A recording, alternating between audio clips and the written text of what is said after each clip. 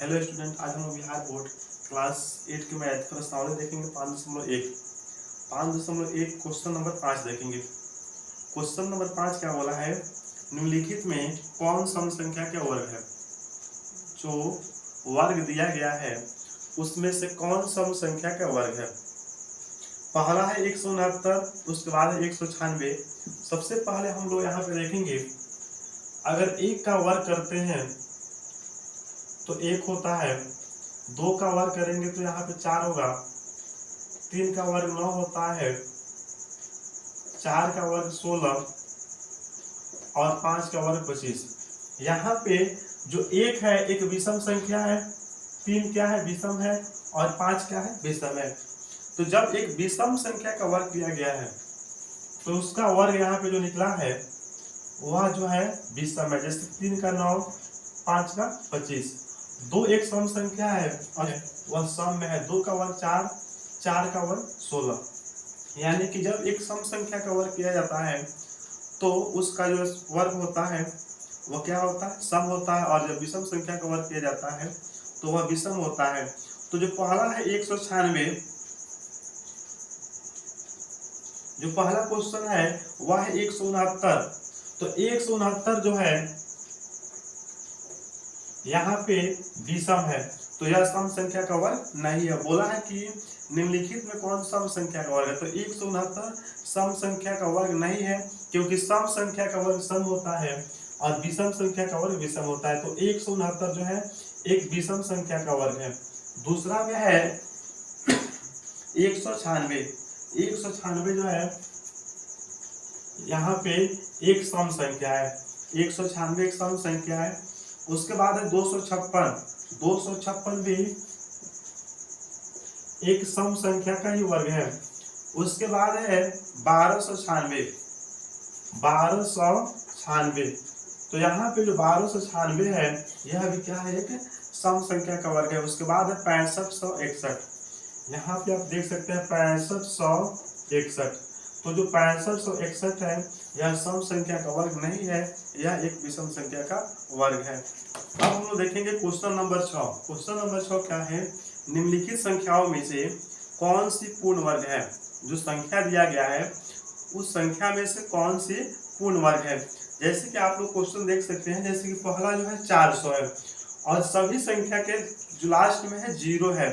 तो अगर 0 सम में हो, अगर 0 का सम में हो यानी कि जोड़ा में हो तो वह क्या होगा, पूर्ण वर्ग होगा। अगर वहां पे 0 जोड़ा में नहीं होगा तो वह पूर्ण वर्ग नहीं होगा। तो जो पहला क्वेश्चन है वह है 400। तो क्या 400 एक पूर्ण वर्ग है, यहाँ पे 0 जो है जोड़ा में है यानी कि यह क्या है, पूर्ण वर्ग है। उसके बाद है 4000। तो 4000 यहाँ पे जो है पूर्ण वर्ग नहीं है, क्योंकि यहाँ पे 0 का जो संख्या है वह सम में नहीं है। यहाँ पे 0 की संख्या विषम है, 1 2 3। अगर सम में रहता 2 4 6 तो यह पूर्ण वर्ग होता। उसके बाद है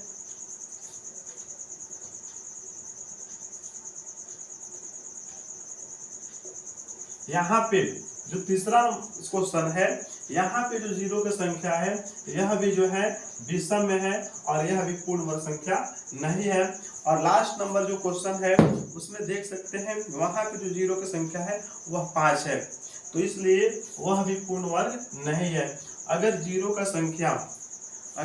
का संख्या सम में होता है तो वह पूर्ण वर्ग है, अगर नहीं होता है तो वह पूर्ण वर्ग नहीं है। अब हम लोग देखेंगे क्वेश्चन नंबर 7।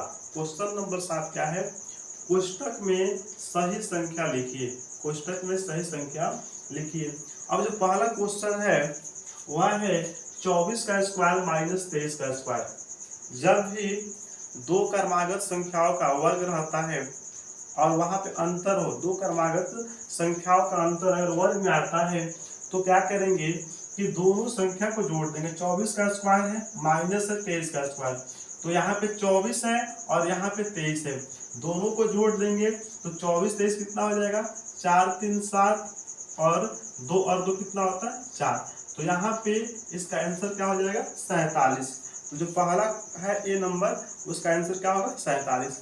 दूसरा नंबर है 102 का स्क्वायर और यहाँ पे है 101 का स्क्वायर। यहाँ पे बीच में अंतर है, माइनस का चिन्ह है, तो दोनों को जोड़ देंगे 102 और 101, तो यहाँ पे 102 101 हो जाएगा 203। क्वेश्चन नंबर यहाँ पे सी है 501 का स्क्वायर माइनस है 500 का स्क्वायर, दोनों को जोड़ देंगे 501 और 500 जोड़ने पर हो जाएगा 1001, तो यहाँ पर लिखेंगे 1001 लिखेंगे। अब यहाँ पे क्वेश्चन डी है 400 का स्क्वायर माइनस है 399 का स्क्वायर, तो 400 का स्क्वायर और 399 का स्क्वायर यानी कि 400 और 300 जोड़ देंगे तो कितना होगा 799। अब हम लोग देखेंगे क्वेश्चन नंबर 8। क्वेश्चन नंबर 8 क्या बोला है, निम्नलिखित में से कौन सा त्रिक पाइथागोरस त्रिक है।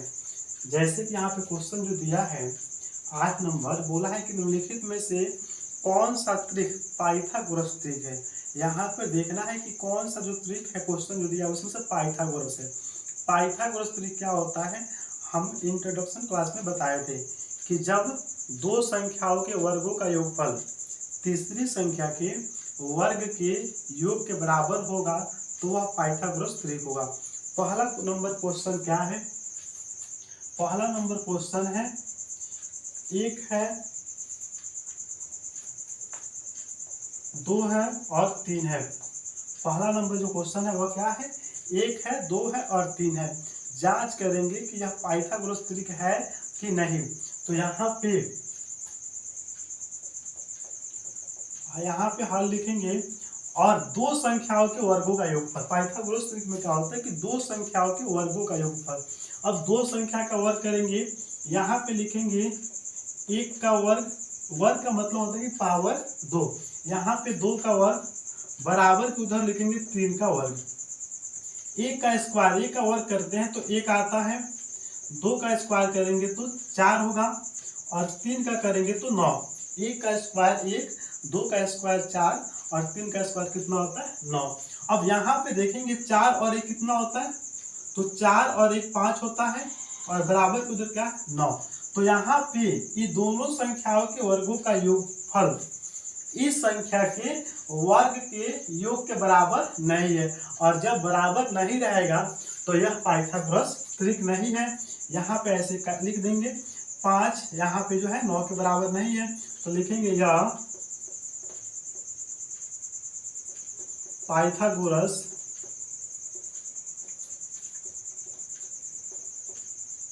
त्रिक नहीं है। लिखेंगे यह पाइथागोरस त्रिक नहीं है। अब हम लोग देखेंगे क्वेश्चन नंबर 2। क्वेश्चन नंबर 2 है 3 है 4 है और 5 है। यहाँ पे हम लोग देखेंगे क्वेश्चन नंबर 2 3 है 4 है और कोमा है 5 है। तो क्या करेंगे, प्रथम दो संख्याओं के वर्गों का योग करेंगे। प्रथम, तो यहाँ पे 3 है, 3 का वर्ग करेंगे, 4 है 4 का वर्ग करेंगे, यहाँ पे पावर जो है 2 देंगे और बराबर के उधर 5 है तो 5 का वर्ग करेंगे। 3 का वर्ग करेंगे, 3 त्रिका होता है 9, 3 का पावर 2 है, 3 को 2 बार लिखेंगे, 3 त्रिका होता है 9। 4 का वर्ग करेंगे, 4 का वर्ग कितना होता है 16 होता है और 5 का वर्ग कितना होता है 25 होता है। 5 का वर्ग 25, 3 का वर्ग 9, 4 का वर्ग 16। अब ये दोनों को जोड़ देंगे तो 16 और 9 कितना होता है 25 और बराबर के उधर कितना है 25। तो जब दोनों बराबर आ जाए तो यह होगा पाइथागोरस त्रिक। तो यहाँ पर लिखेंगे यह पाइथागोरस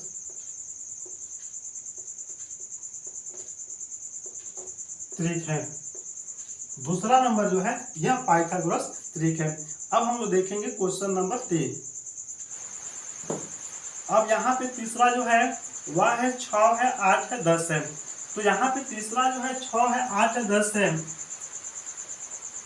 इसमें 6 का स्क्वायर करेंगे प्लस 8 का स्क्वायर करेंगे और बराबर के उधर किसका स्क्वायर करेंगे 10 का। प्रथम दो संख्याओं के वर्गों का योगफल बराबर के उधर तीसरी संख्या के वर्ग का योग करेंगे। तो 6 का स्क्वायर होता है 36 और 8 का स्क्वायर होता है 64। 10 का स्क्वायर होता है 100, यहाँ पे लिखेंगे 100। ये दोनों को जोड़ देंगे और दोनों को जोड़ने पे कितना आएगा 100 आएगा।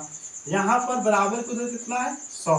तो जब दोनों बराबर आ जाए तो यह होगा पाइथागोरस त्रिक। तो यहाँ पे लिखेंगे यह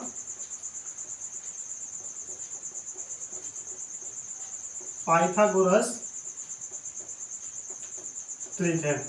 जो तीसरा है 6, 8 और 10, यह जो है एक पाइथागोरस त्रिक है। अब यहाँ पे इसके बाद दिया है एक है और फिर क्या है एक है। क्या यह पाइथागोरस त्रिक है या नहीं, इसका जांच करेंगे। यहाँ पे बनाएंगे इसको, एक का स्क्वायर करेंगे प्लस में एक का स्क्वायर करेंगे और बराबर को उधर लिखेंगे एक का स्क्वायर। एक का स्क्वायर करने पर एक होगा, इस एक का स्क्वायर करेंगे तो एक होगा और बराबर को उधर कितना है एक है। ये दोनों को जोड़ देंगे 2 होगा और बराबर को उधर क्या है 1। यहाँ पे दोनों जो है बराबर नहीं है तो यहाँ पर क्या लिखेंगे, यह पाइथागोरस त्रिक नहीं है। यहाँ पर लिखेंगे यह पाइथागोरस त्रिक नहीं है। अब जो चौथा है और पांचवा,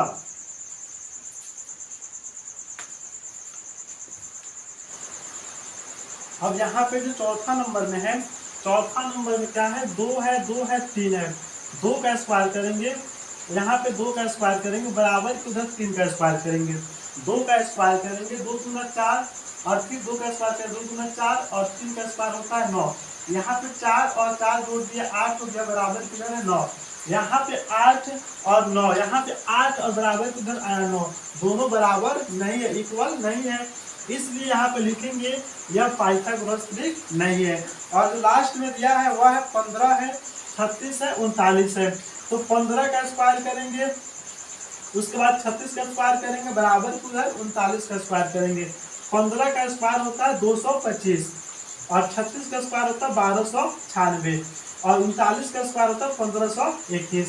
तो 1296 और 225 को जोड़ देंगे तो होता है 1521 और बराबर को उधर कितना आया 1521। यहाँ पे दोनों बराबर हो गया, बराबर यहाँ पे दोनों आ गया 1521 बराबर 1521। तो यहाँ पे लिखेंगे यह पाइथागोरस त्रिक है। अगर बराबर आएगा तो लिखेंगे यह पाइथागोरस त्रिक है।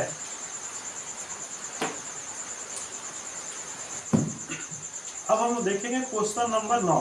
क्वेश्चन नंबर 9 क्या बोला है, निम्नलिखित प्रतिरूप का प्रेक्षण करके छूटी हुई संख्याओं को ज्ञात कीजिए। यहाँ पे इसका प्रेक्षण करके जो संख्या छूटा हुआ है उसको निकालना है, ज्ञात करना है। यहाँ पर हम देखेंगे 1 का स्क्वायर है, 2 का स्क्वायर है, 3 का स्क्वायर है, 4 का, 5 का और 6 का स्क्वायर है। यहाँ पे 2 है, यहाँ पे 3 है, 4 है और यहाँ पे जो है संख्या छूटा हुआ है। यहाँ पे क्या है भरना है, हम लोग को निकालना है। लेकिन यहाँ पे 6 और यहाँ पे 7 है तो यहाँ पे 4 के बाद यहाँ पे खाली स्थान है, यहाँ पे 6 है तो 4 के बाद क्या आता है, तो 4 के बाद आता है 5। तो हम लोग यहाँ पे भरेंगे 5 क्योंकि यहाँ पे लगातार दिया है। 2 के बाद 3 है, 4 है और यहाँ पे खाली स्थान है, यहाँ पे 6 है, 7 है तो यहाँ पे 5 भरेंगे और इसका स्क्वायर कर देंगे। अब यहाँ पे देखेंगे यह 2 है, यहाँ पर क्या है 6 है, यह 2 का यहाँ पर 1 में अगर 2 से गुना करेंगे तो 2 एकम क्या होता है 2। अगर 2 में 3 से गुना करेंगे तो 2 क्या होता है 6। अगर 2 में 3 से गुना करेंगे तो क्या होगा 6 होगा। तो यहाँ पे खाली यहाँ पे है 3 और 4, 3 में 4 से गुना करेंगे तो 3 चौका क्या होता है 12 होता है। अब यहाँ पे खाली स्थान है तो यहाँ पे खाली स्थान में हम क्या भरेंगे, तो हम यहाँ पे ऊपर देख रहे हैं कि दोनों संख्याओं में गुना करने पर यहाँ पे ऊपर वाला संख्या प्राप्त हुआ है। 2 एकम 2 और 2 तिया 6 और 3 चौका 12। तो यहाँ पे 4 से 5 में गुना करेंगे तो 4 पचे कितना होता है 20 होता है। तो यहाँ पे 20 होगा तो यहाँ पे लिखेंगे 20 और इसका पावर कितना देंगे 2 देंगे। यहाँ पे जो है ये 20 है। अब यहाँ पे खाली स्थान है यानी कि 5 में 6 से गुना करेंगे, 5 छक कितना होता है, तो 5 छक होता है 30।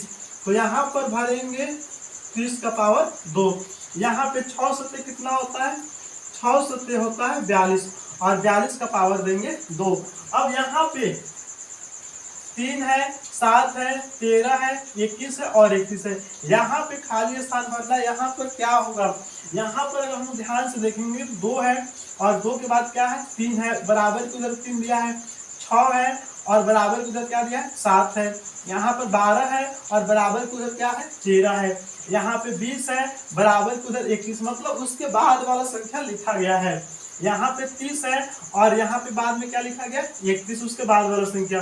तो जब 42 है तो यहाँ पर हम लोग क्या भरेंगे, यहाँ पर हम लोग भरेंगे 43 और इसका पावर कितना देंगे, तो हम लोग इसका पावर देंगे 2।